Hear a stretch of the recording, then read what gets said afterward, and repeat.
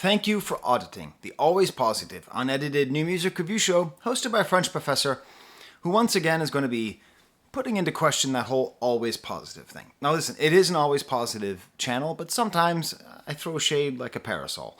I did that a little bit with my Destroy Lonely video, but it's not that I'm trying to put these things down. It's that I have to be realistic about the things that I don't like and the things I do like. And when talking about Jackman by Jack Harlow, I have a lot of negative things to say, but in general, I think it's more good than bad.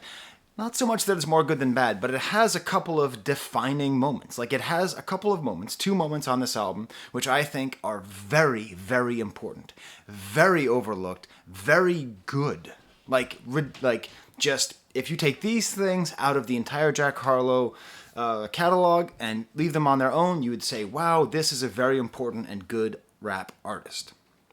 Now, one of these moments has a lot to do with his whiteness, and that's part of the reason why I wanted to do this review.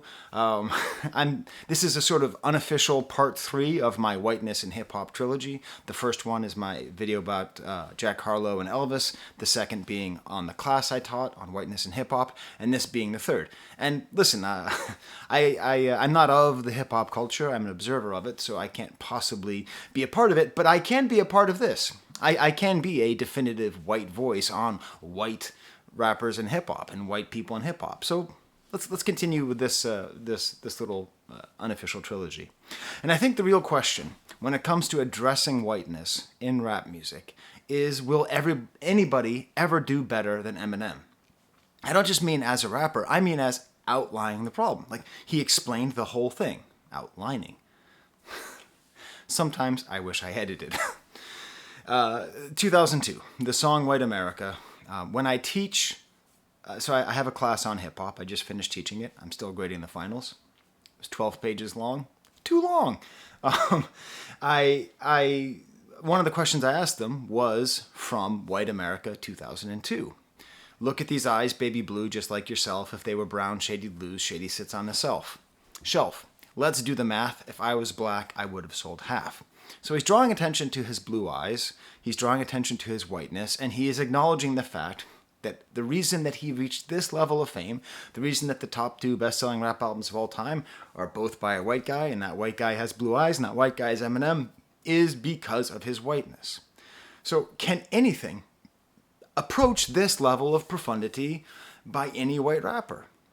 And the answer on this project, Jackman, is yeah, I think so. I think he's done it. But before I get there, I'm late, right? This album's been out for 10 days, 2 weeks. I don't know how long it's been out. But I didn't want to review it because I don't want to just come here and clown on Jack Harlow.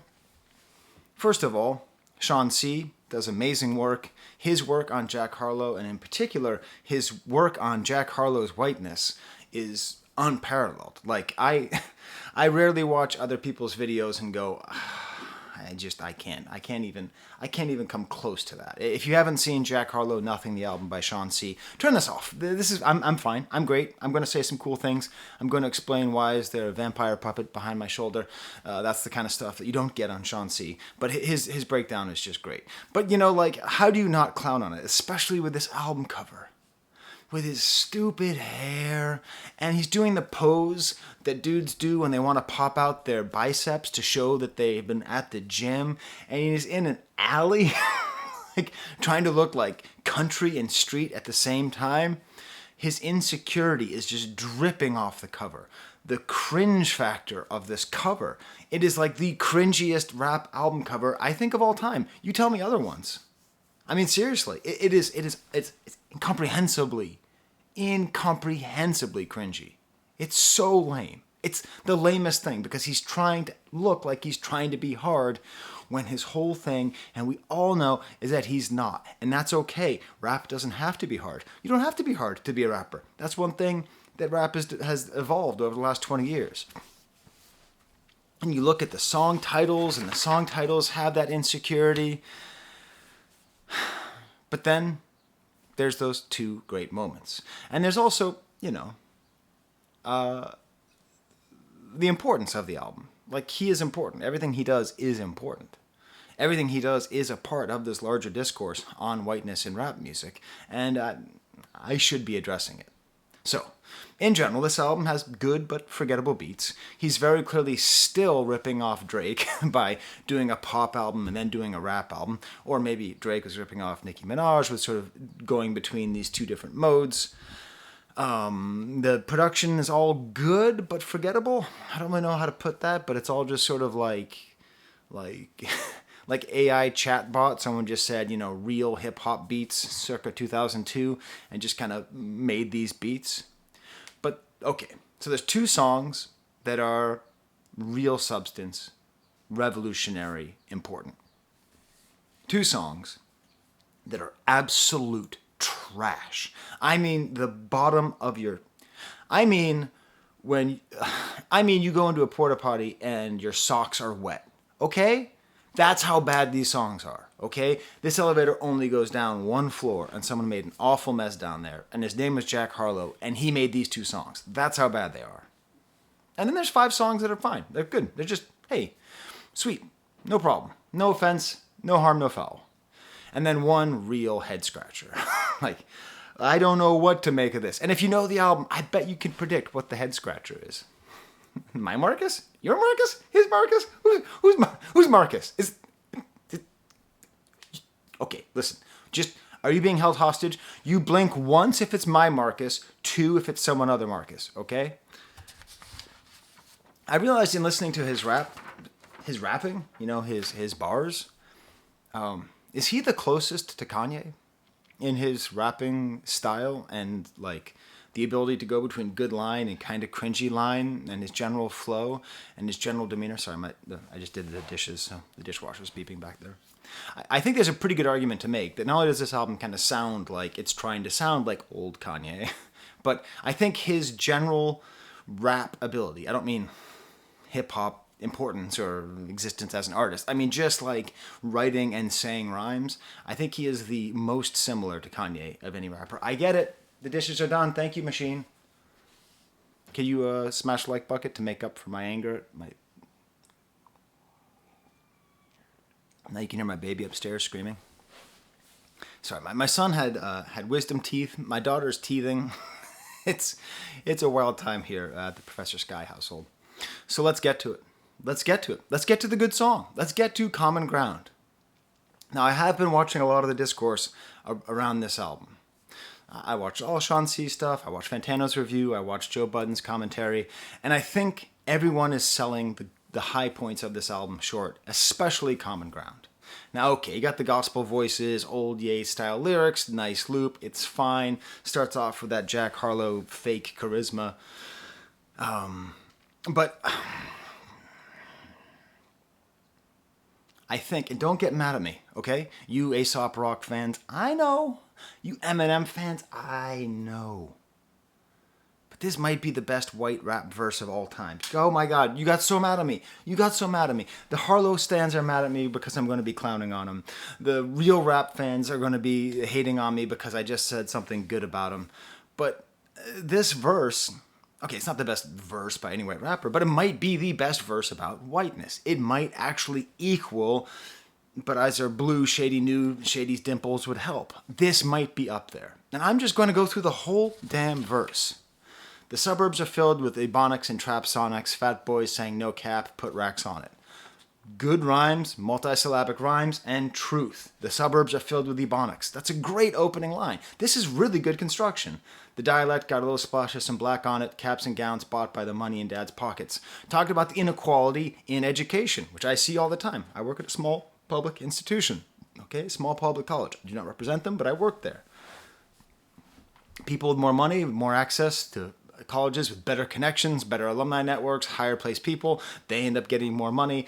Class and race are intricately linked, and here they're explaining how the relationship between class and race provides better level of access to white consumers of hip-hop than it did to black producers of hip-hop. That's what Jack Harlow is saying, so I'm going to clown on him for his stupid hair and his ridiculous arm pose, but this is good lyrics right here. He's talking about education. What other rappers are talking about the education gap in race? Very few. White girls squatting, trying to get that a poppin'. Okay, so this is talking about how the beauty standard for the first time in human existence has moved away from exclusively being white European beauty standards to some kind of beauty standard that is not exclusively white European, with the ability to get that a poppin'. Okay, so he's taking it the other direction. These are just the first 5 lines. Caught back talking to their mom and dads often. This is very similar to White America, where he talks about the menace that rap presents in white households. Reciting rap lyrics about murder and cash profit, getting to feel like a thug and don't have to act on it. This is one of the central truths of the whole thing, that the vicarious joy that white consumers of hip-hop have listening to gangster rap is, in some ways, a problem, right? Local homicide rates got them astonished reading about it on the laptop in pajamas. The Great Distance, where you can feel like if you're listening to hip-hop, like you're doing something. In the same way you feel like if you're watching somebody talk about something bad, you feel like that's activism. It's not. It's not enough to know. The thing about activism is you have to be active. That's part of the ism. You can't just be watching someone talk about why you should be an activist, right? Microsoft Office to complete their assignments, talking about the technology gap, which exists in race and in class. I need to make one reference. I'm going to be talking a lot about white privilege. People get really wrapped up in white privilege. White privilege exists for every white person, but not in equal measure. It's there. Okay? That's right there is the one sentence that will shut everybody up forever about white privilege. So if you grew up and you were poor and you were disabled and you had all sorts of other things going against you, that doesn't mean that you have the same level of privilege as I had or as Brett Kavanaugh, okay? But there is some white privilege for all white Americans, not all in the same measure. But talking about access to computers here, never seen a hood but still can't have comments, never had a convo with a kid from that climate, talking about the distance that exists, the segregation in America, where white and black are separated, where in a lot of ways the only interaction that white kids will have with anybody who is black is through popular culture.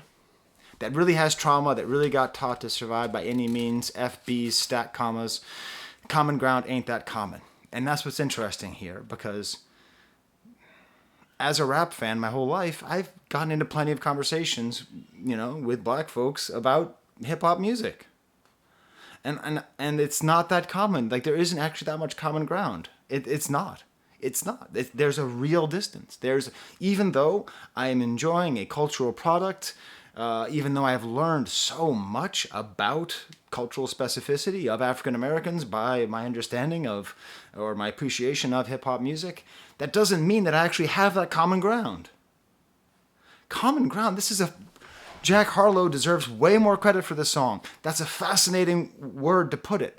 It's not common ground, okay? Okay, yeah, so I have a Wu-Tang flag up in my basement, and I had some people come to remove a piano. And, one of the guys was a black guy who grew up listening to Wu-Tang too. And we were able to have a conversation about how much we love the Wu-Tang. That felt like that's common ground. But in reality, the systematic racism has made it that there isn't that much common ground. The festivals are filled with Larry Bird jerseys. Beautiful. Larry Bird, the white basketball player for the Boston Celtics, the third best player in Celtics history after Marcus Smart and Bill Russell. Quickly, ever since Spike Lee put a guy in a Celtics jersey in Do the Right Thing, that's been the easiest way to say it. College students hurry to a 4 count and say the N-word, right? The idea of festivals saying N-words.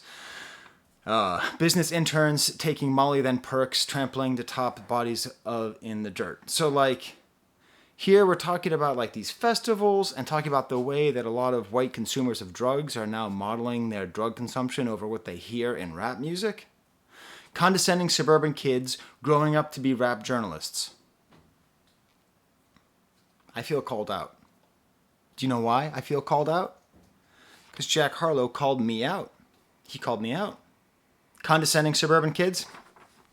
That's me. Growing up to be a rap journalist? Okay, I'm not a rap journalist. I'm a French professor, and this is a hobby that I picked up in the lobby. But still, writing urban myths about who they think is the best urban kid. Beautiful. This is that weirdness. This is the exact thing that Sean C. was talking about in one of his most recent videos. He's talked about it a few times, about why he's angry when he says that he likes listening to future Dirty Sprite 2 more than he likes listening to Pimp a Butterfly, because he feels like it's white gatekeepers who keep telling black people what they should be listening to and what they should like, what they should think is real, as Jack Harlow says, what the worst is and who's authentic, and what's the real hip-hop is and who's all in it. Jack Harlow is saying exactly what Sean C. is saying. In this moment, and I'm actually getting goosebumps right here. I'm not lying. I get goosebumps every once in a while on this channel. It's one of the glories of not editing. This is it. Jack Harlow is coming from the white perspective saying, I understand this. I and suburban kids like Professor Skye or like whoever else don't get to say what's real hip-hop. Which is the reason that I insist on talking about NLE Choppa in the same breath as Black Thought. That video got me lost me many subscribers. Lost me a lot of... My algorithm got tanked partly because of that. And that's because I truly believe that there's something broken in rap journalism where people in my position only value very specific things that they think is okay. And it's Jack Harlow who figured it out, not Eminem. Okay? Let's give this floppy-haired son of a bitch some credit, would we? Man, I hate him. This is good. Thrift shopping for articles and garments they feel like came from a foreign environment. Secondhand Babe Supreme and gallery departments. Oh, this is a whole thing. Like in my kids' school, that they live in a typical American suburb. There's like this whole thing where rich kids buy Supreme and Babe gear and then they sell them to the kids who have less money. They sell them used, but they make money off of it. It's this terrible, gross, weird economy of just the rich staying richer, generationally. Their rich parents buy them the Kith sweatshirt, and then they wear it for a month and get all the credit of having the cool stuff, and then they sell it and they pocket the money, so they have spending money. This happens in every suburb in America, by the way. So rap artists are popularizing this kind of exclusive streetwear, and then white rich kids are not only getting it for free, but then they're profiting off of it. Oh, it's gross. Gallery departments, anything to feel less harmless. Adderall dealers carrying around guns just to make it feel realer. Another thing, my kids talk to me a lot about, the drug trade in their affluent suburban high school. There's a huge drug trade, and it is a very real thing. A lot of these white suburban kids listen to this music and identify themselves thinking that they have a plug, thinking that they run these streets, okay? Houses with white pillars, no rough, just diamonds. So no diamonds in the rough, it's just diamonds. The education is private, it's all by design, and common ground ain't that common. The education is private, it's all by design. It's by design white supremacy. That's what it is. He is describing white supremacy, how it expresses itself through hip-hop culture and consumption of rap music. That's what Jack Harlow did. So I'm about to clown on this guy for most of the rest of the video because he's also a clown. But this is it. This. And it's funny because I watched Fantano's review and he said that he doesn't give an answer. To my esteemed colleague from Connecticut, it's because there is no answer. What is Jack Harlow supposed to do? Like seriously, what am I supposed to do? The first step to destroying white supremacy is acknowledging it in all of its forms. That's why when Kanye goes off on his rants, the most important thing is to identify the white supremacy that's behind it, not identify the black celebrity who's acting crazy, right? The important thing is to figure out, is to root it out, is to try to understand it. And Jack Harlow is reaching out to an audience of millions upon millions upon millions of white kids who identify with him, and he's telling them, hey, understand white privilege. The same way that Eminem did that in 2002. So, no, Senor Fantano, he is not giving an answer. This is the start of the answer. Jeez. I'll explain that later.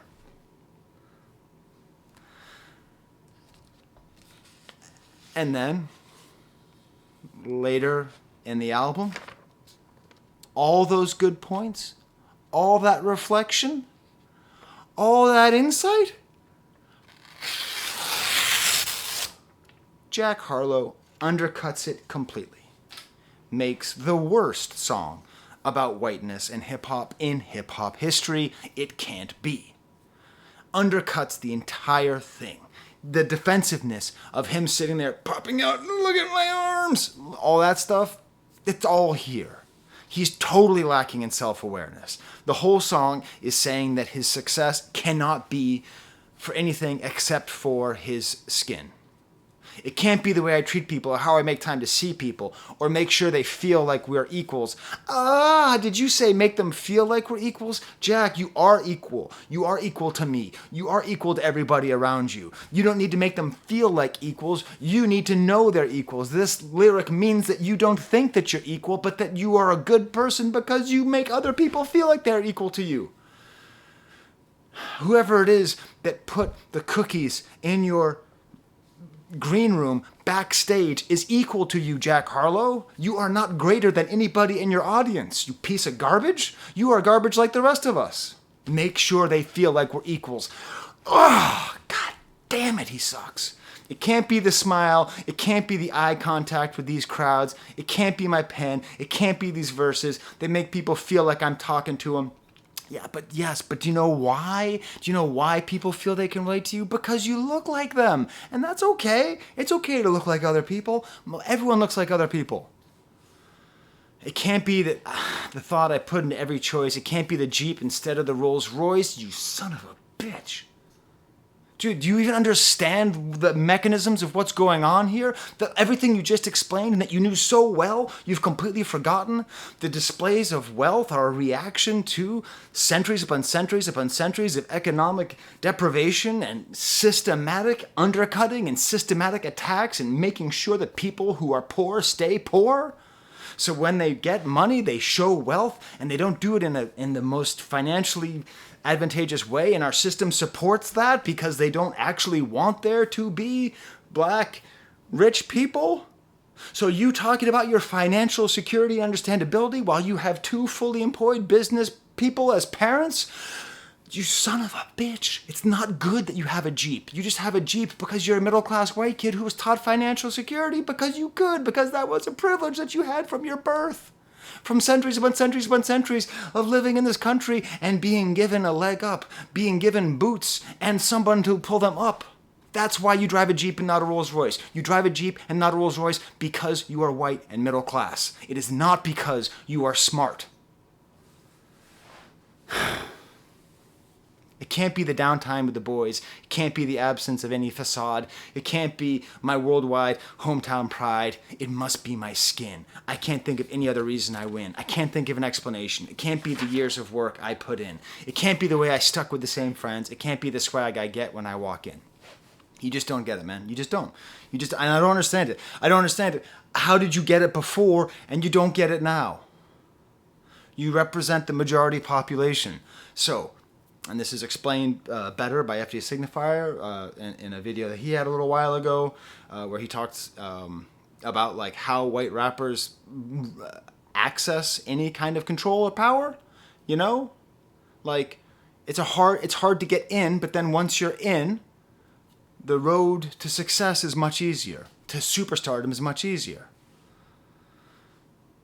The nice guy persona that you have is easier for people to buy because of the color of your skin.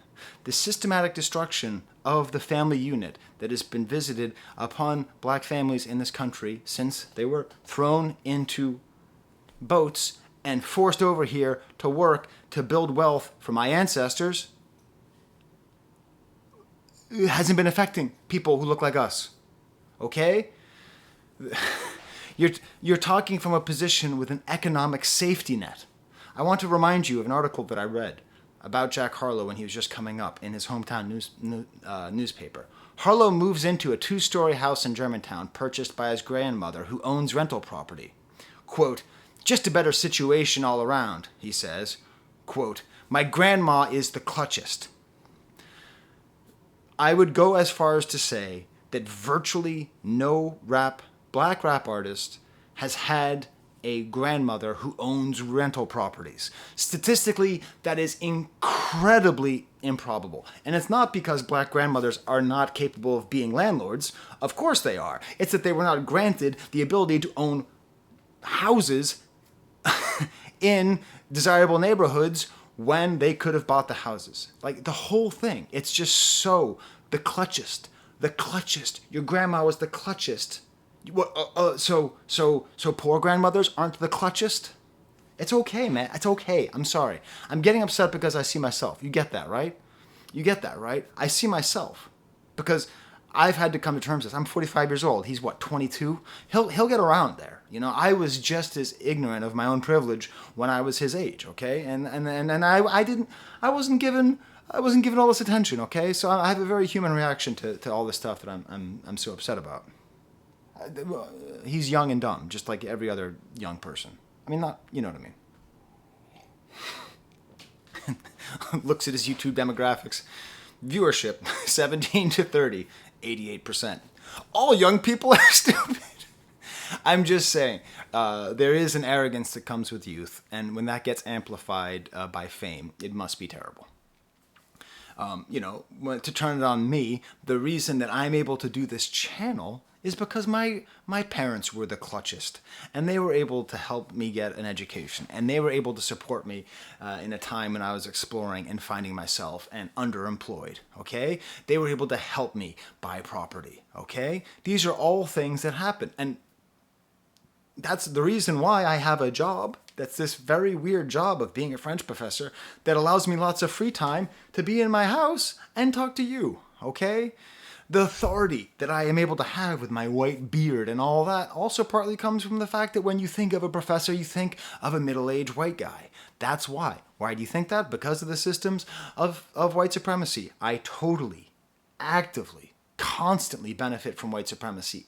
Always. I wake up every day and I go to sleep every day, and if I were paying attention, I would be everywhere I look. I would see evidence of how white supremacy directly benefits me and helps me to do this channel about rap music. I mean, it's about all music, but a lot of times it's about rap music. So, which is the tragedy of this album, because Common Ground was the best. It can't be understanding of branding, or maybe that I'm outstanding, or that all my South American fans that meet me at the airport upon landing. Yeah, hey, did you know that, like, Hollywood movies have to downplay the black stars in their movies unless it's Will Smith or somebody at that level whenever they try to sell movies, like in China and South America and the rest of the world? The white privilege that you have in America extends to South America as well. They've got a lot of the same problems down there. So yes, your knowledge of your branding, that's fine. But the thing is, your branding is nice white guy who will bang your daughter. That's your branding. That's a very different branding if you were not white. It can't be my aunties and grandma and every other one in my family that raised me to be upstanding. Again, it's just his lack of understanding of his and also he's sampling Bill Withers. Get your hands off Bill Withers. Get your name out of his mouth. Speaking of Will Smith, leave Bill Withers alone, okay? Bill Withers does not deserve to be brought into this song. So those are the highs and lows of the new the new Hugh Jackman album. I'm going to go through the rest of the album a lot quicker. They Don't Love It. Kind of a chipmunk soul song, talented and generic production. He's super into his beard and seeming rough. Can't imagine that I'm gone meet my wife in the club. We gone see, though. Dude, did you just say Suburban Ebonics or not? They say I got my pop's demeanor and my mother's features. This is a reminder of his privilege. And part of what makes Eminem so interesting is that Eminem, the class question of Eminem, is so vital that because he grew up white and with white privilege that he's able to acknowledge, but because he had the disadvantages of being in the lower economic social bracket, being in a Rust Belt town, all that kind of stuff. There's a very interesting stuff there where we're able to understand that a lot of the destruction of black families is also visited upon white families when it's a question of class, right? That's part of what Eminem's whole story is able to tell us. But this is here. I got my pop's demeanor, my mother's features, and gee, golly, I love my parents. Speaking of Eminem, I'm the hardest white boy since the one who rapped about vomit and sweaters and hold the comments, because I promise you I'm honestly better than whoever came to ya head right then. This is cool, and it's neat that he's like being like hip hop is about competition. But hey, white rappers, stop comparing yourself to other white rappers, and female rappers, stop comparing yourself to other female rappers.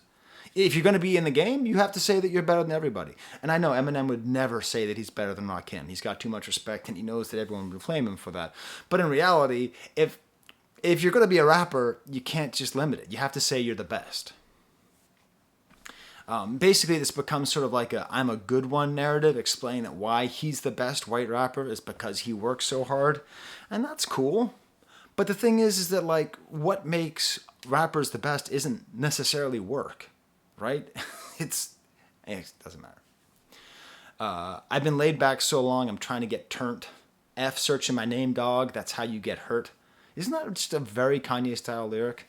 And he shouts out his city, and he gives all the names of different people who are from Louisville.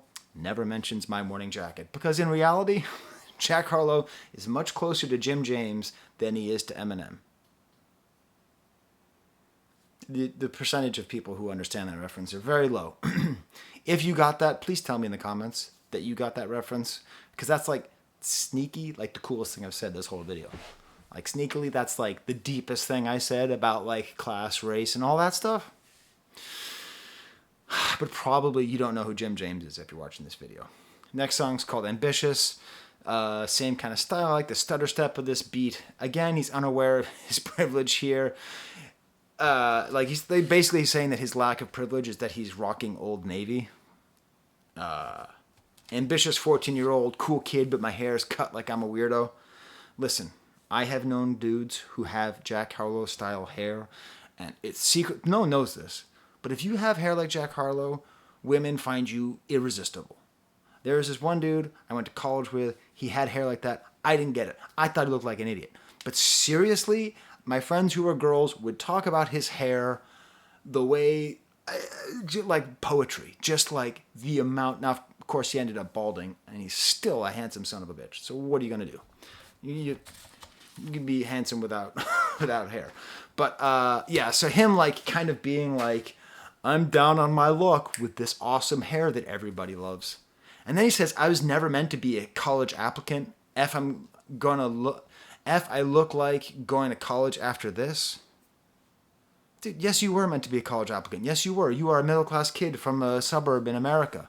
You are exactly. I have students who look like you all the time. Every college professor in the world, when they think, what does a college freshman look like? Your face pops up. That's just not true. You don't get to act like you're too hard or way out of this. That's the whole problem. Remember the cap and gown lyric from the first song?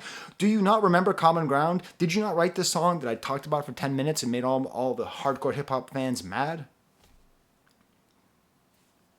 And he talks about the tough time coming up and people cringing with him at festivals at 1 o'clock. Now, this is interesting in the context of how internet has changed white rappers. And FT Signifier talks about this as well, where in the old days when Eminem came up, people were like throwing batteries at him when he would go, because he had to go into black spaces and rap and try to make it out, and the initial reluctance to accepting him in there was high, understandably, right? He's talking about going to festivals at 1 p.m. and people cringing, people being embarrassed for him. So it's actually still a sympathetic audience. He's not getting batteries thrown at him. He's having people go, oh, there we go. And then he says, folks think it's about to be more acting and less rhyming, but hell nah, I got to show these boys who the best out is. He's trying to say he's not going to become an actor. He's trying to say he's keeping it real. In the same verse where he's talking about getting FaceTimed by Justin Bieber. And what I think is interesting here is that here he's really emphasizing that he is not Lil Dicky. If you don't know Lil Dicky is a entertainer who started rapping because he knew that would be an efficient way to get into entertainment. And he's a white rapper, but now he's an actor and he's in that show Dave. And Jack Harlow is going to be on that show later this week. And he's trying to say, I am not Lil Dicky. Are you? Is Jack Harlow Lil Dicky? Is there a difference between them? Is there a meaningful difference between them? Well, sometimes there is. When Jack Harlow is great, there is. Finally, we get to the song, Is That Aigd? Suburban Ebonics. Here we have Suburban Ebonics. He's using AAVE, AIT, in his song title. Now, I had this up in the background, and I need to preface this for you. In 2002, Seth Green made a show called Greg the Bunny with puppets. And the funniest character was someone called Count Blah. So he was a vampire who would say blah at the end of everything, blah. And there's a verbal tick, blah. Okay, blah. That's how he talked. At a certain point, they tried to update this children's puppet show by making it more extreme in 2000s. So they changed his name from Count Blah to Count Ait. But he's an old vampire who doesn't know, because it's AI apostrophe GHT. So he keeps on going, Aigd. Aigd. So I'm going to show you a clip. I finally found it on YouTube. I had to clip it myself, of him not knowing how to say it. So instead of saying, with your home slice, Count Ait, he says, with your home slice, Count Aigd blah. So I'm going to show this to you a few times. I think this is one of the funniest moments in 21st century TV history, and I didn't find it until this video. So thank you, Jack Harlow. Your home slice, Count Aigd blah. Home slice, Count Aigd blah. Your home slice, Count Aigd blah. Home slice, Count Aigd blah. Is that all right? Home slice, Count Aigd blah. So I guess I'll put that up on YouTube Shorts as well. So this just makes me feel like that. This kind of inauthentic usage of the term "ait." He talks about how he doesn't want all the trappings of fame. Again, this is an expression of privilege because he grew up with the safety net. He grew up in a secure household. He grew up knowing that he would be aight.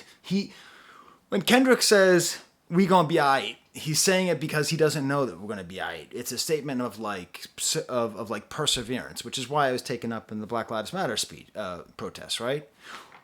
He knows he's gonna be aight because his grandmother is the clutchest and he could just have another house. He can just go move in somewhere else rent-free. If everything falls apart, he's totally fine. So when he raps about, maybe I'll keep some ice. Maybe I'll keep my ice. Okay? Ice is a term that rap invented to describe diamonds. Okay? Suburban Ebonics, coming back here. The thing is, we go back to that, I drive a Jeep, not a Rolls Royce.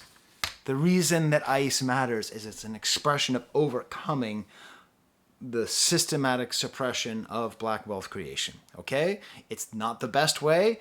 It's not, there's been, whatever, Diamonds of Sierra Leone. There's all sorts of great videos about the complex relationship between bling and African-American stars, all that stuff. But no, you don't get to talk about it like you are being the private school kid who's dad buys him a Trackhawk when he's 16. I guarantee you there's at least 50 kids in America, 50 young men who turned 16, whose parents bought them a Jeep Trackhawk, who are driving around listening to NLE Choppa and bragging about having a Trackhawk and listening to it and feeling like they are baller gangsters because they were given it by their daddy who runs a hedge fund. Okay?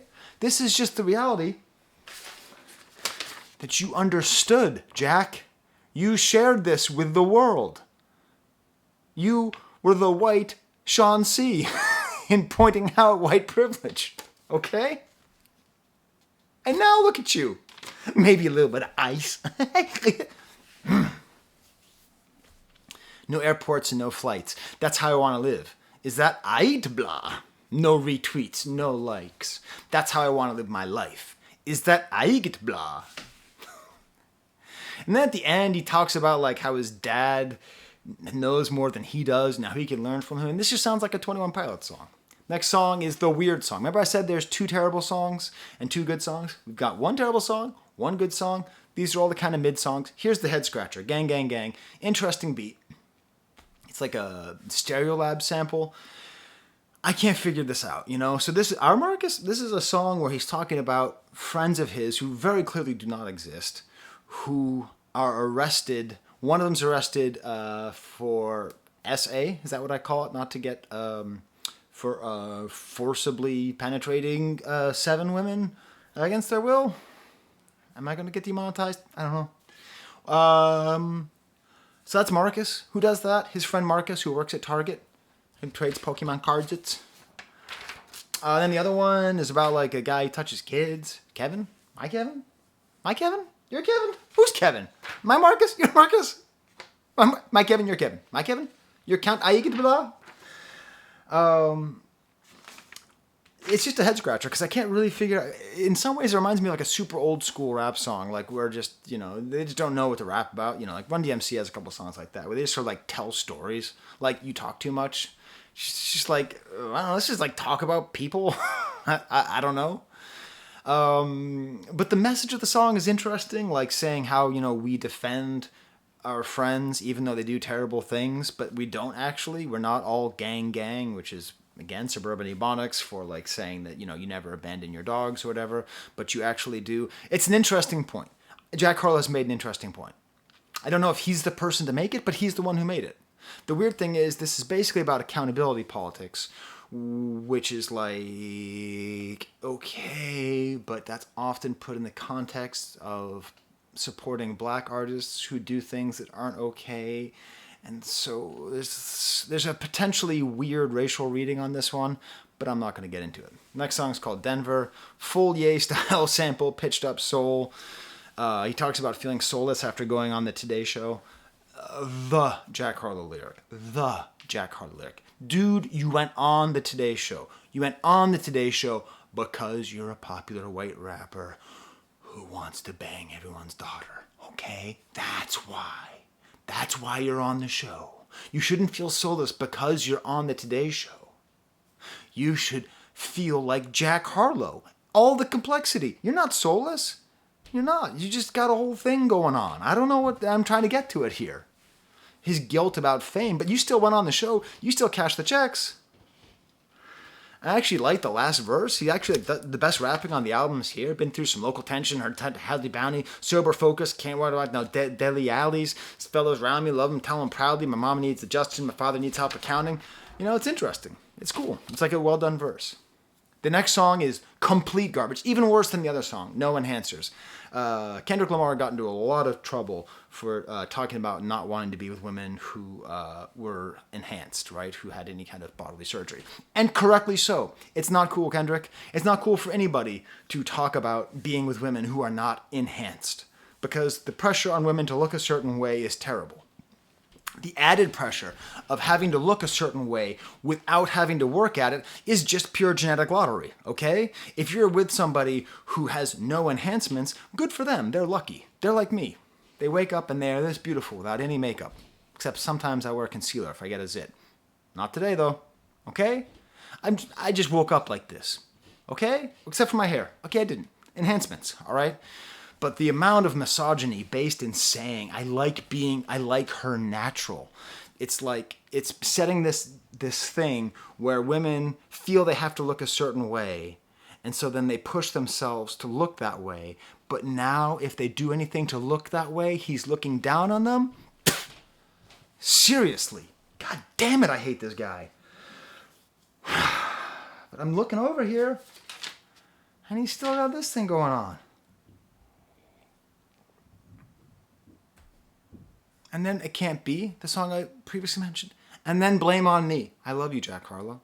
I love you, Jack Harlow. This song, I've watched a lot of reviews. No one pays attention to this song. This is almost as good as Common Ground. This is actually interesting family stuff. This is him using a novelist's mind. The reason that the loss of reading is a problem, okay? In general, reading, no one reads. Who cares? I don't care at all. You get all your information from well-read YouTube videos, that's fine, okay? The problem with losing out on reading is that reading is an empathy machine, okay? When you read a novel, you get into someone's mind and you think like them. You can't do that with a movie. You can't do that with a video game. You can't do that with a video. You can only do that in reading. That is the only effective way to properly empathize with what someone is going through. That is why I believe our world is getting less empathetic. That is one reason, is that we are not reading stories about how people get to a certain place. This song, with its multiple perspectives on a breakdown of a family relationship, is actually trying to do what books do. This is about the breakdown of a brotherly relationship. This is Jack Harlow talking about what he knows. It doesn't matter if you're rich. It doesn't matter if you have privilege. Family relationships are universal. What he's describing here is universal. Money doesn't solve all your problems, okay? That's not the issue here. So here he's talking about, from three perspectives, the breakdown of his relationship with his younger brother. Okay, and I am a younger brother, you know? So it's fascinating that he's writing. I remember when my brother started to distance himself from me a little bit, you know, not too much because my brother's a super cool guy, but instead of looking at me like I'm disgusting, like I'm nothing, like I'm not the person that you grew up with, you know, so he has this whole message where it's like this disappointment about his older brother not hanging out with him anymore. And then Jack Harlow writes from his perspective. My baby brother, I don't have an excuse, but I know you remember the way Dad would let loose on me more often and way less on you. He criticized me and tested me, so I'd test you. So here he's talking about the fact that he's actually was mean to his brother and he can't I don't have an excuse. He's actually apologizing and saying that if his brother never forgives him, he understands. This is a great point. Jack Harlow is showing amazing emotional acuity in this song. Amazing. Okay? Do you know what this song is on level with? Father Time. This is on the same level as Father Time by Kendrick Lamar. Come at me. Come at me. I swear to God, come at me. Come at me with this, okay? I am putting Jack Harlow on the same level as Kendrick Lamar in this song. And I'm doing it confidently because Father Time is a masterpiece about generational trauma. It's about a specific kind of generational trauma that he went through and that he is living through, and it represents generational trauma that is felt by many people. So is this song. Is that that I draw that parallel? Can we have in our mind that an artist can be so bad I spit on the floor when I say his name, while at the same time comparing him to rap Jesus? Don't call me Jesus, Kendrick Lamar? I got so much wrongdoing to confess to, and you act like it never happened. God bless you. I'm terrified of broaching the subject. I'm terrified to even ask, so I don't touch it. I don't say nothing. Going beyond that, talking about the stunted emotional state that men are put into because of patriarchy. So not only do we have white supremacy, we also have patriarchy. And of course, men suffer from patriarchy a lot. Not as much as women, but a lot. Okay? Men suffer from patriarchy much more than they benefit from it. We can say that much. And then he goes one step further and talks from his dad's perspective. It's okay, I understand, because the way I parent you is how my mother did. The way you treat your little brother is how my older brother did, and now I'm not even my brother's friend. So much I would do and say if I could have done it again, but I'm terrified of broaching the subject. I'm terrified to break down, so I just don't touch it. I don't say nothing. So he's actually acknowledging that the dysfunction in the family passes on from generation to generation. And Jack Harlow is trying to break the wheel, but he's acknowledging that he doesn't know how to, in a similar way to Common Ground. Where in Common Ground, Jack Harlow does not propose a solution. In this song, he does not propose a solution. But the first thing to do is to acknowledge the problem. If Jack Harlow is capable of saying to his brother, hey, our family was messed up, Dad yelled too much, and I took the brunt of it. He was abusive, and I took the brunt of it. And I can't apologize to you, but I see that it happened. That relationship can maybe be fixed. And maybe if the little Harlow boys have little Harlow babies, maybe they don't do the same thing to their kids. Maybe the cycle's broken. And this compassion that he has for his father to write from his perspective and to give him the out, to give him the realistic appraisal, you know. My parents were neglectful as hell, okay? My mom was super neglectful at times. And her mom dropped her off just like on a porch of a relative, like when she was like 3 months old, you know? So my mom wasn't that neglectful compared to her mom, you know? It's all very clear. It all comes through. It doesn't matter money. It doesn't matter money. It doesn't matter class. These kinds of family dynamics exist everywhere. And here Jack Harlow is bringing them to light. The final track is Questions. It's fine. I do like that it says why I treat my brother like he ain't my only brother, tying it in from the last song. I like that. But this song just feels like another Drake copy, and it's fine. It's good. So there you go. Where's my video? Wow, was I passionate on this video.